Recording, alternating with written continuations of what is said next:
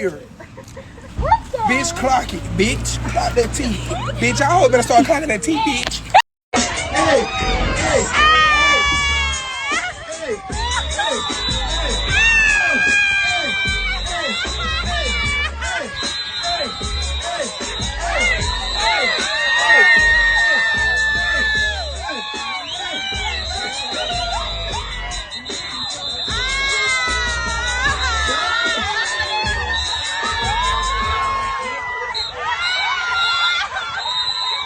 Easter Sunday, 2025, April 20th.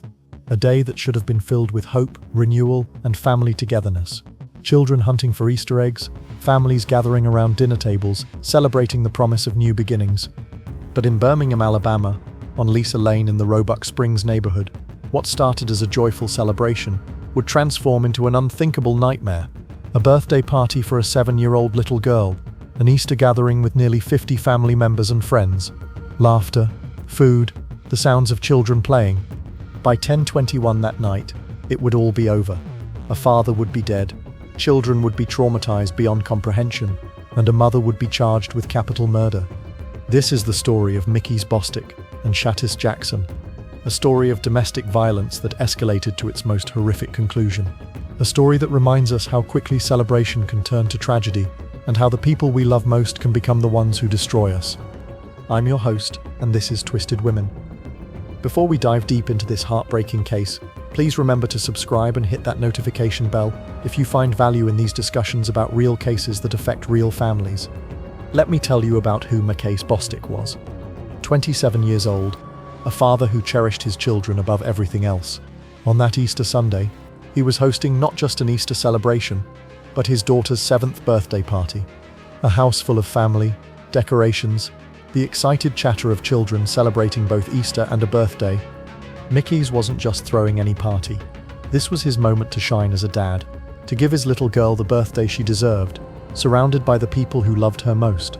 Friends describe him as someone who always went the extra mile for his kids, who worked hard to provide for them, who wanted nothing more than to see them happy and safe. And there was Shatice Jackson, 30 years old, the mother of McKeese's children. Their relationship was complicated. Like so many couples, they had their ups and downs, their arguments, their attempts to make things work for the sake of their kids. On the surface, this Easter Sunday started like any other family gathering they'd hosted before. But something was different that night. Something was simmering beneath the surface. The kind of tension that builds up over months, maybe years, until it finally explodes in ways no one could have predicted. As the afternoon turned to evening, as the birthday cake was cut and the Easter celebrations continued, an argument began to brew between McKeese and Shatice.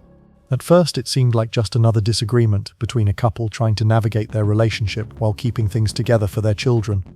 But this argument wouldn't end like the others. This time, the stakes would be life and death. As the evening wore on, the tension between McKeese and Shatice became impossible to ignore.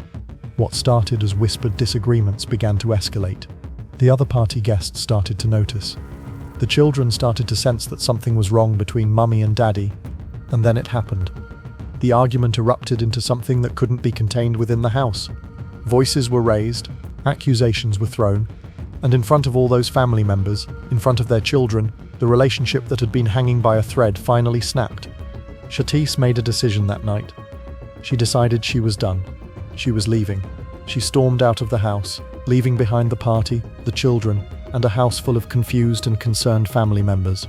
For most couples, this would have been where the story ended for the night. A cooling-off period. Time to think. Time to calm down.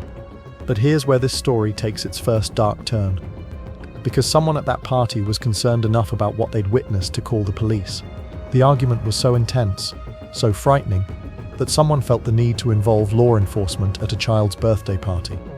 When Birmingham police officers arrived at the scene around 9:50 p.m., they found what appeared to be a fairly typical domestic dispute. They spoke with both McKeese and Shatice.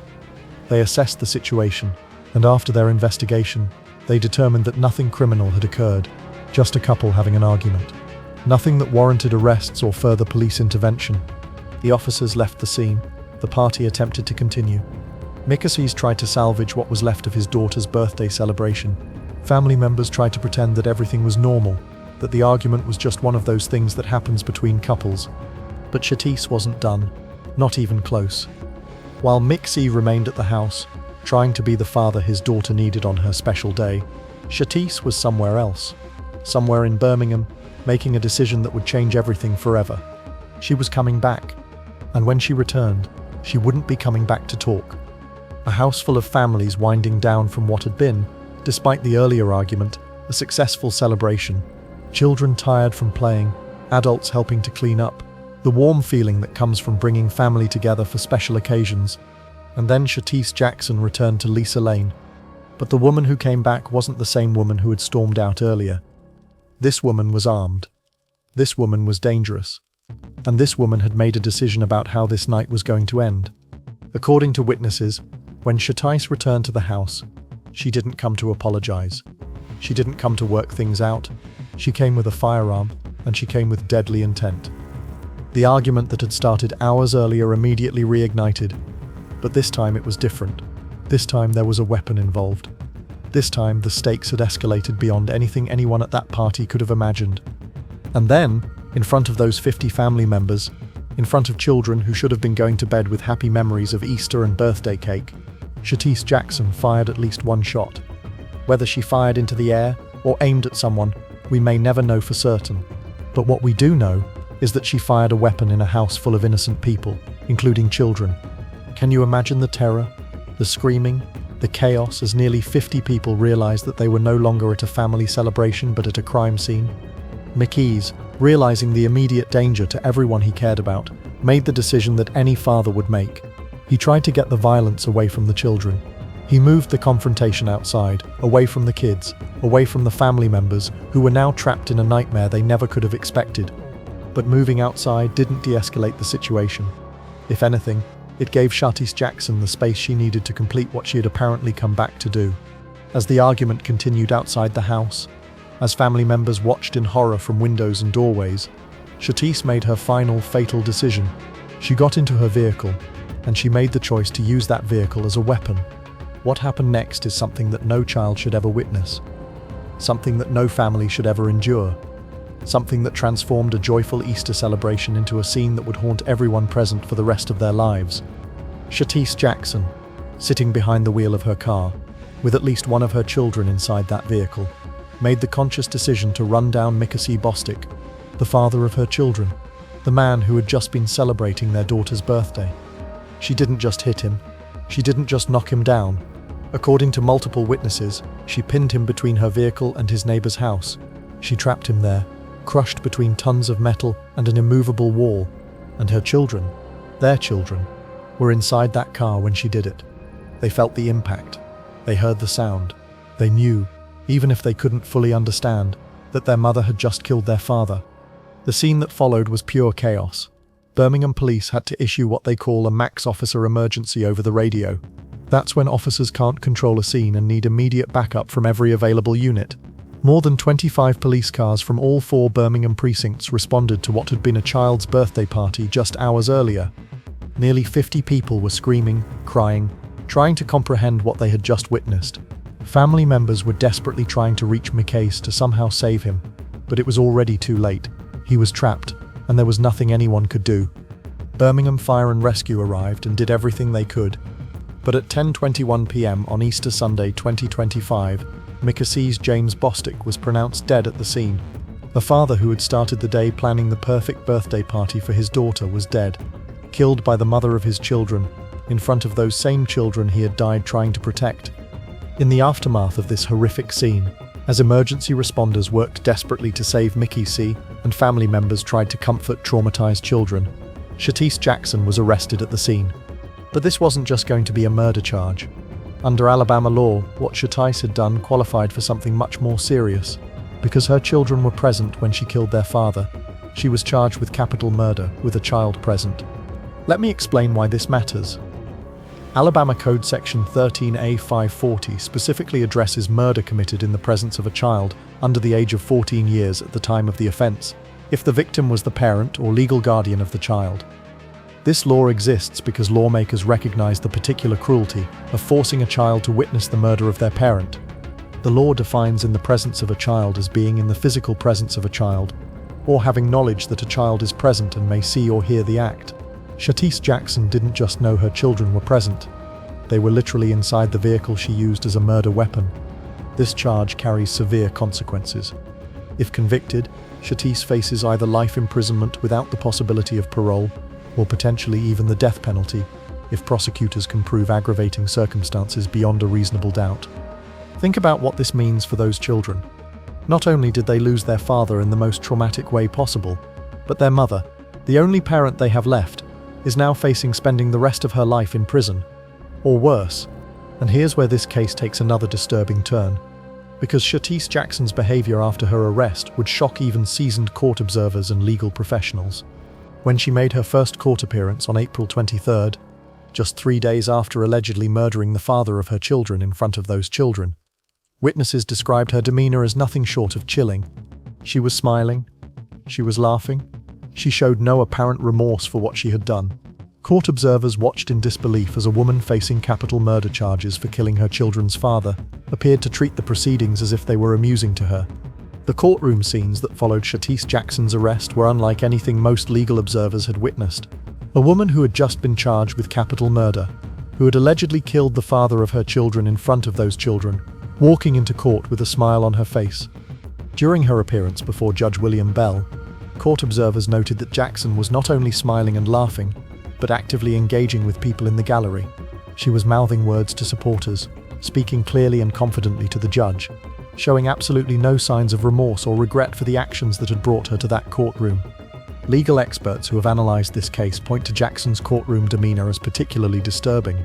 In capital murder cases, defendants typically show some awareness of the gravity of their situation, some understanding that they're facing potentially spending the rest of their lives in prison or even receiving the death penalty. But Jackson's behavior suggested something else entirely. Either a complete disconnection from reality, or a chilling lack of empathy for what she had done to her own children, her own family, and the man she had once claimed to love.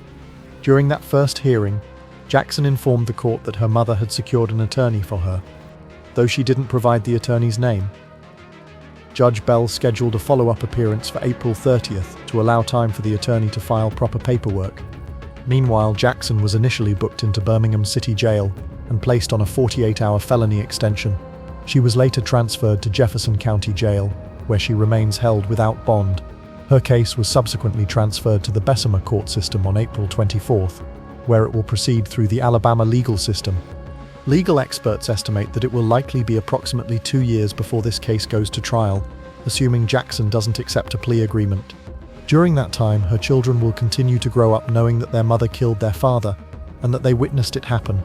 The legal implications of this case extend beyond just the immediate charges.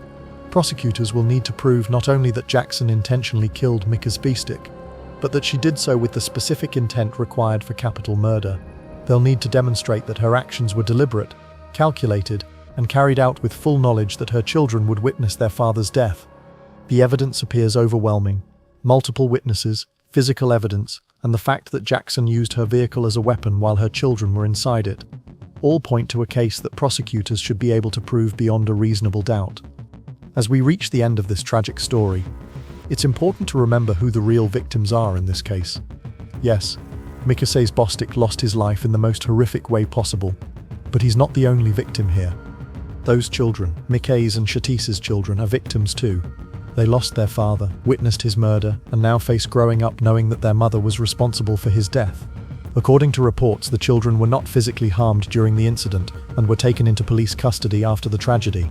They'll need years of therapy, support, and love from extended family members to even begin processing what they experienced that Easter Sunday. McKeese's family, his parents, siblings, friends, they're all victims of Shatice Jackson's actions. They lost someone they loved, and they lost him in a way that will haunt them forever. His sister, Catherine Bostic, told media that the couple's children were inside the vehicle when their father was run over. The family has spoken about their determination to honor McKeese's memory and to support his children through this unimaginable trauma. The community of Birmingham, the nearly 50 people who were at that party, they're all victims too. They witnessed something that no one should ever have to see.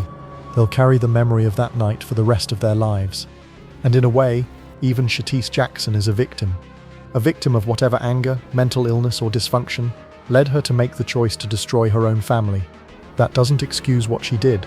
It doesn't minimize the horror of her actions, but it reminds us that domestic violence is a complex issue that often involves people who are themselves broken and in need of help. This case serves as a stark reminder of how quickly domestic disputes can escalate beyond anything anyone could imagine.